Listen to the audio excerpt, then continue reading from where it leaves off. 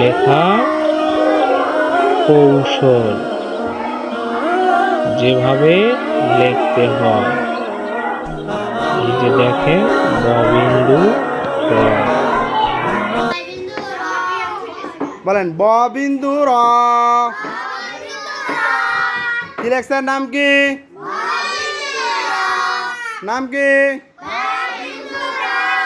আবার জুড়ে বলেন, আবার বলেন, আবার বলেন, সবাই একসাথে বলেন ব বিন্দু র। ব বিন্দু র। বর নিচে সুন্দর করে একটা বিন্দু দিলে কি হয়? ব বিন্দু উচ্চারণ হবে র। আপনারা সবাই একসাথে সুন্দর করে বলবেন, বলেন ব বিন্দু র। ব বিন্দু র।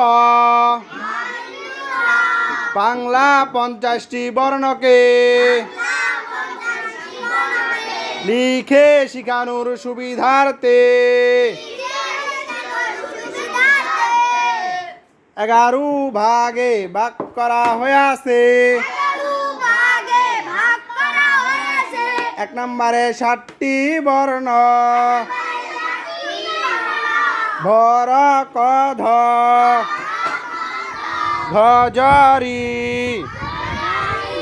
এই 7টি বর্ণের প্রথমে আমরা 2টি বর্ণ সুন্দর করে শিখলাম, ভ এবং ব বিন্দু র।